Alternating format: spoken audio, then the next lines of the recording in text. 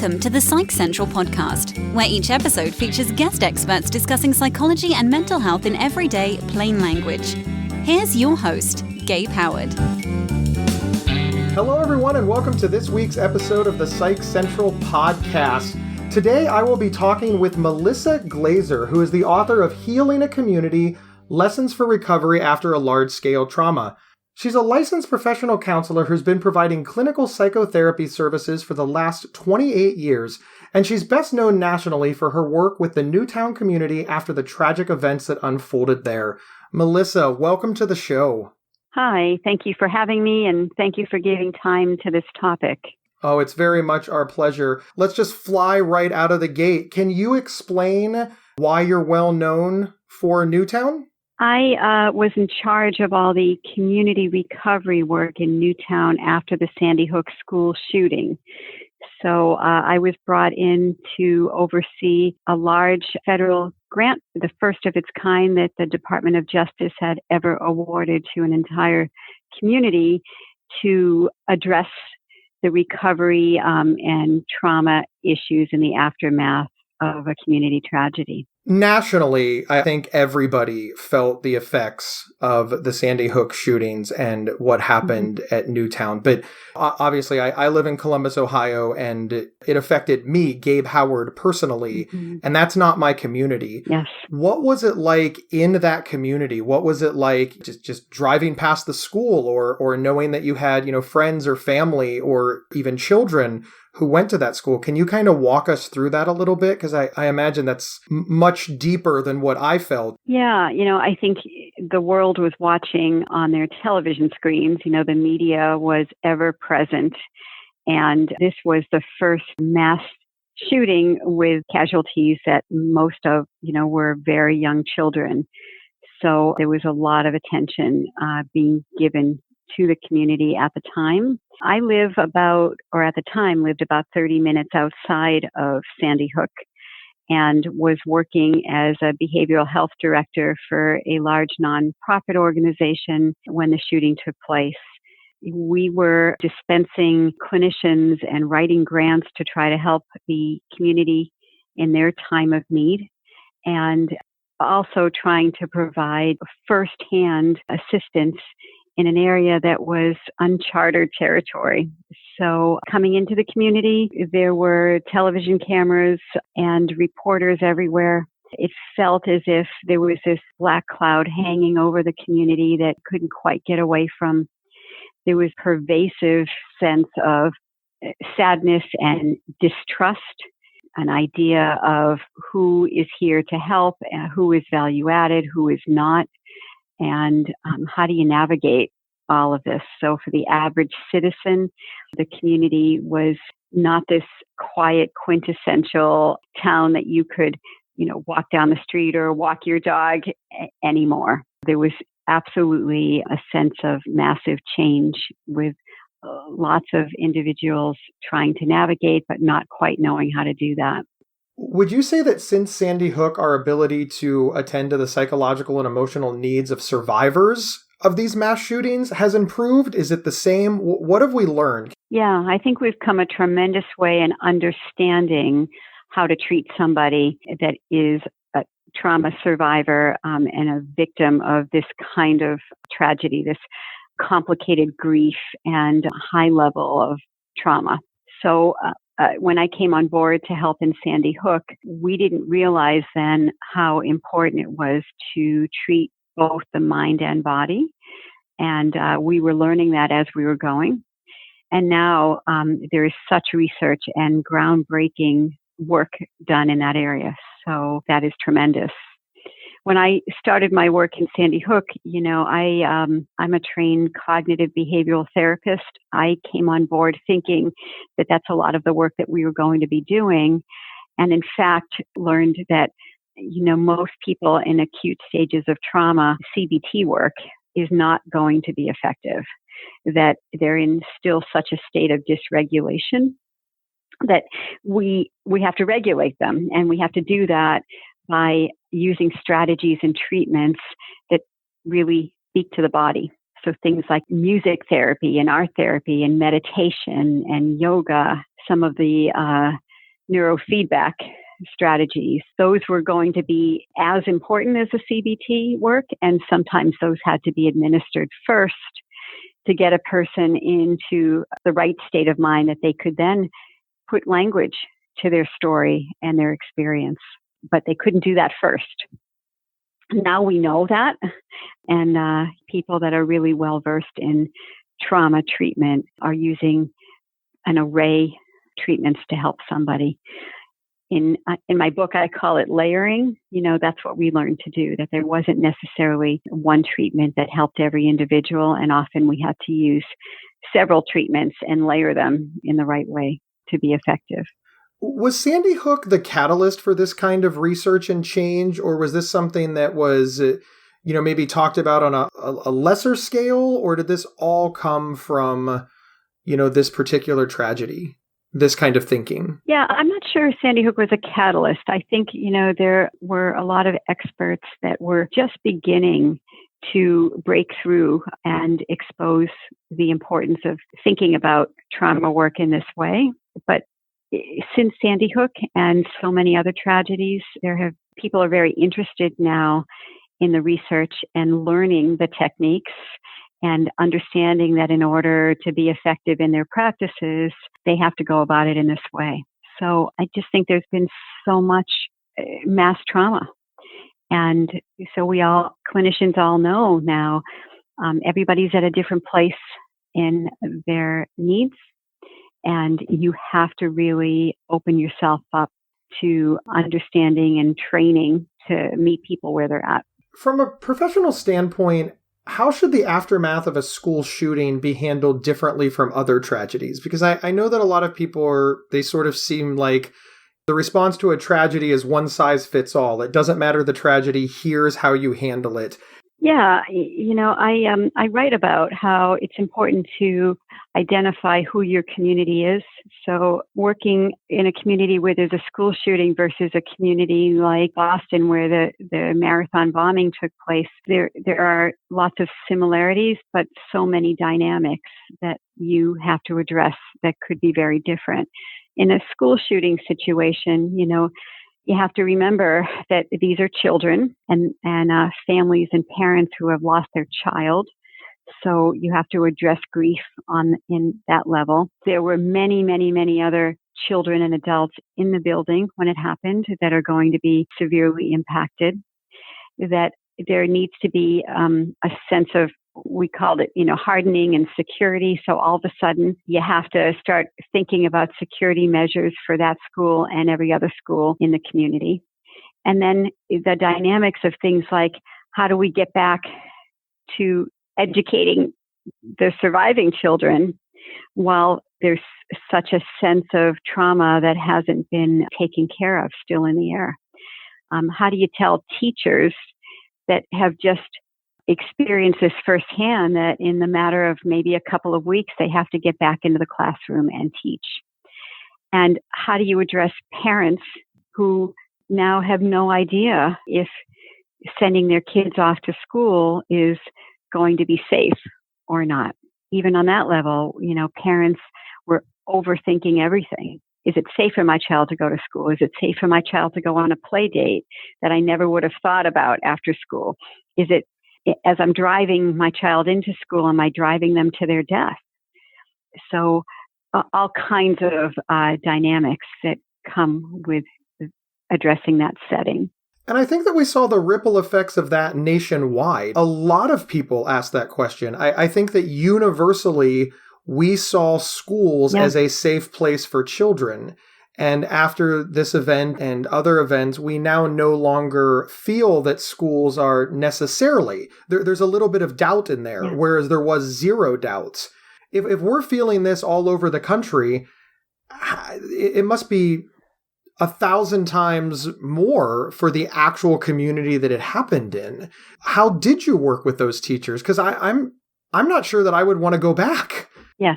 And I think there were a lot of emotional issues in the air around that. Most of the teachers, some did not, but most did go back. And some of them went back because they had this sense of obligation or even a sense of survivor's guilt. I survived and some of my coworkers did not.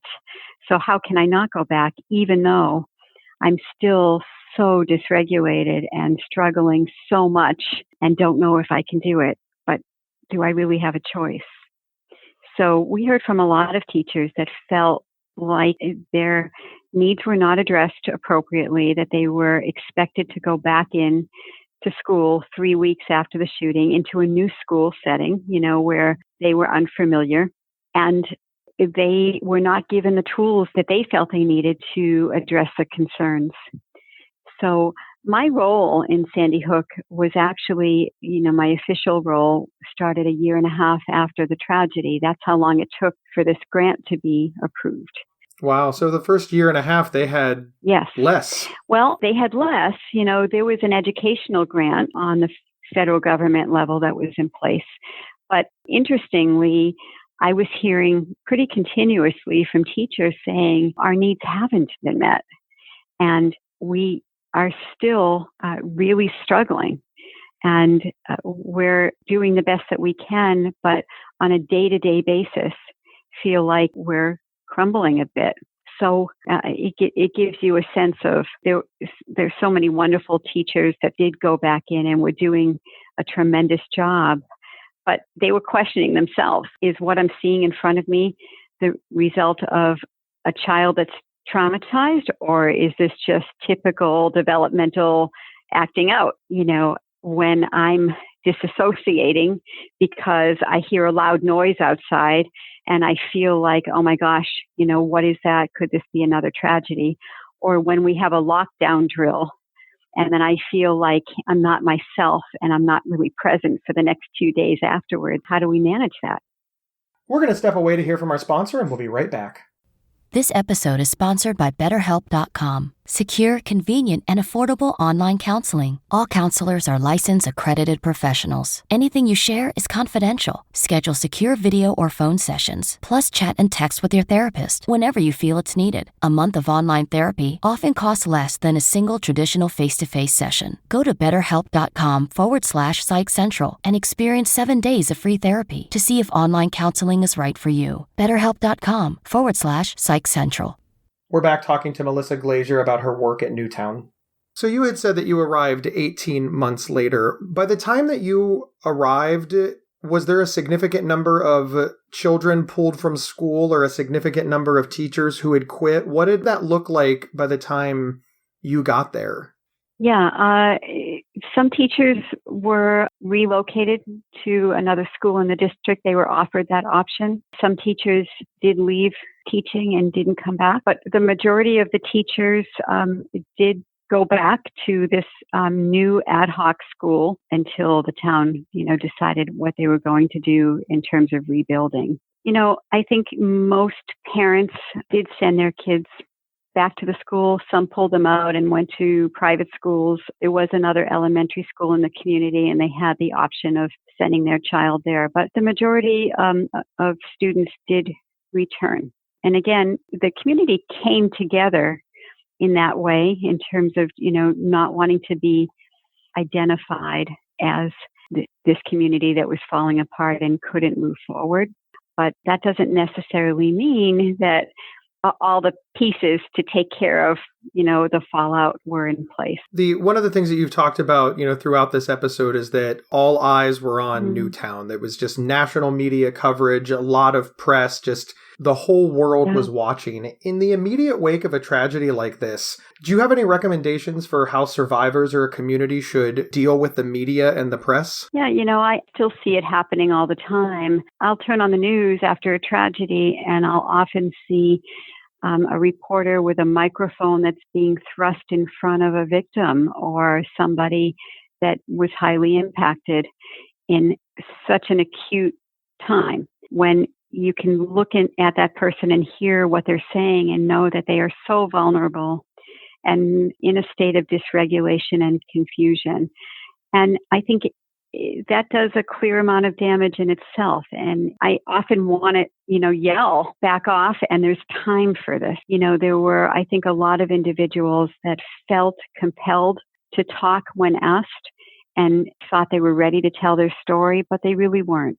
And afterwards maybe had regrets or felt like things were not portrayed the way they had hoped, or even think they took advantage of my lost loved one. I always want to say to an individual in that situation, there's plenty of time to tell your story. And if you tell your story 2 months later, it's still as important, maybe more important. So, the media they have to fill time, and it's a tricky line to walk because the world does want to know. They do want to be supportive. We do want to keep people aware and abreast of these tragedies. But I think we have to be really careful of creating more damage with individuals that are so impacted. I really like that answer. I think it's a fair answer because you're right. People do want to know what's going on, and we do want to bring this to light, but we also don't want to re-traumatize anybody or impact their healing. So I'm sure that's a very difficult line to walk if you're the media. In their defense, I'm not trying to defend the media. I'm just saying it's tough. They would also be accused of not reporting it if they didn't, but yeah, I don't think anybody wants to see a microphone thrust in the face of, a traumatized child or a victim or somebody who just lost their child. Those were some of the most heartbreaking images that I ever saw. And it does. It kind of makes you feel a little, these are just big images. Yes. And, when you constantly are hearing things like a reporter saying, tell us what the experience was, tell us what you just went through.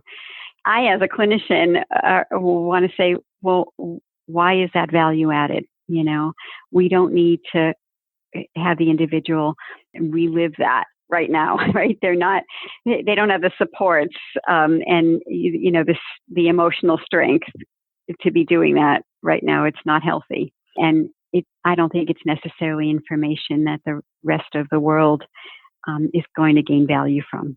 So it is tricky. Yeah, it is. It's very tricky. And I noticed that, and I've noticed that when something gets this kind of attention, one of the positive things that happen is that people come to help. There's lots of, volunteerism and support.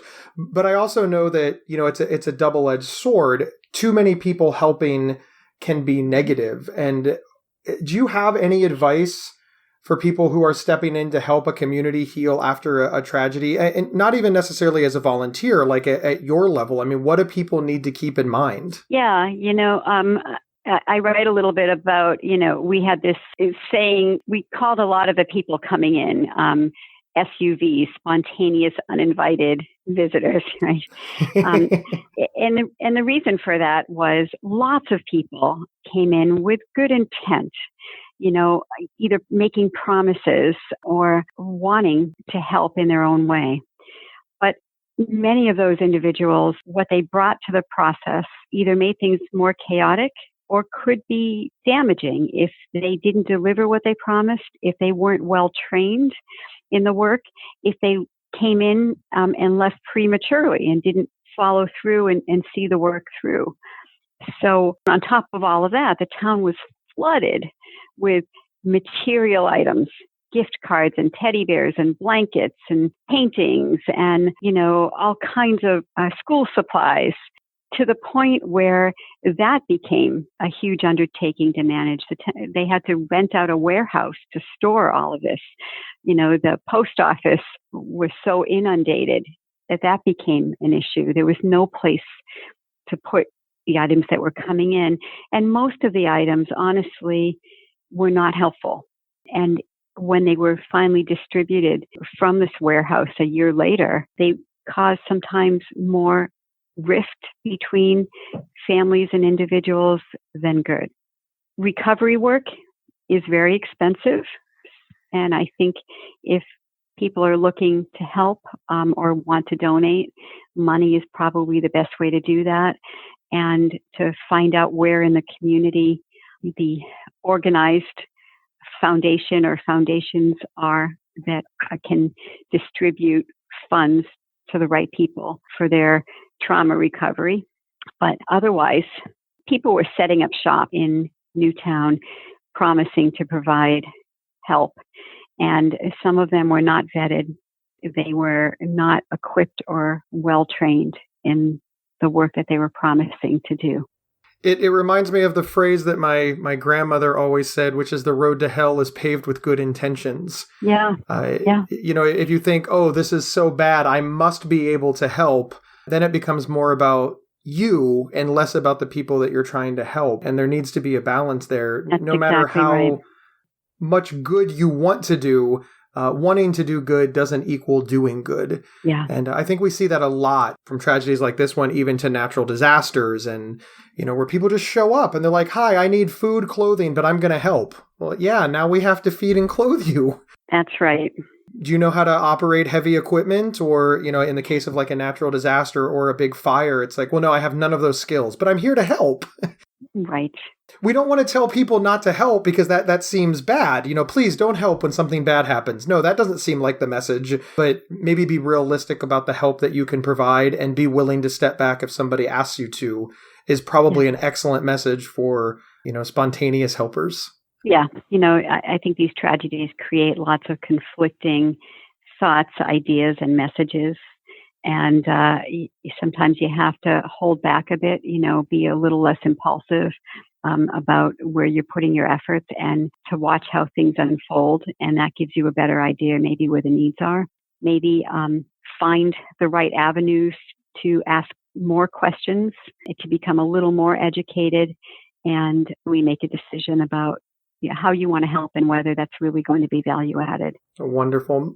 Melissa, we are out of time. I can't thank you enough for being on the show. Please tell us about your book. Tell us where we can find it. Please give us the elevator pitch. Yes.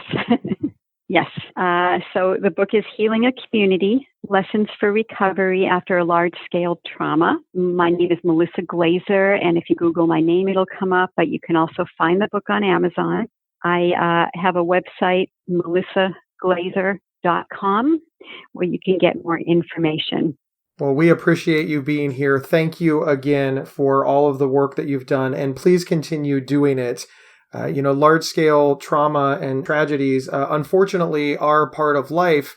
And when we don't handle them correctly and we ignore them or we don't, look into them, it can take a bad situation and make it that much worse, that much quicker. Okay. Well, thank you again for bringing some awareness to this topic. Oh, it's our pleasure. Thank you, everybody, for hanging out with us this week. We really appreciate you. Again, special thanks to Melissa for being here. Remember, wherever you downloaded this podcast, please give us as many stars as humanly possible. Use your words, write us a review, email, Facebook, social media, Instagram. There are so many social media sites that even if you just share it on one, that'll be like 35,000 likes. So again, thank you all. And remember, everyone, you can get 1 week of free, convenient, affordable, private online counseling anytime, anywhere, simply by visiting betterhelp.com/psychcentral. We'll see everybody next week. You've been listening to the Psych Central podcast. Previous episodes can be found at psychcentral.com/show or on your favorite podcast player. To learn more about our host, Gabe Howard, please visit his website at gabehoward.com. PsychCentral.com is the internet's oldest and largest independent mental health website run by mental health professionals. Overseen by Dr. John Grohall, PsychCentral.com offers trusted resources and quizzes to help answer your questions about mental health, personality, psychotherapy, and more. Please visit us today at PsychCentral.com. If you have feedback about the show, please email show@psychcentral.com. Thank you for listening, and please share widely.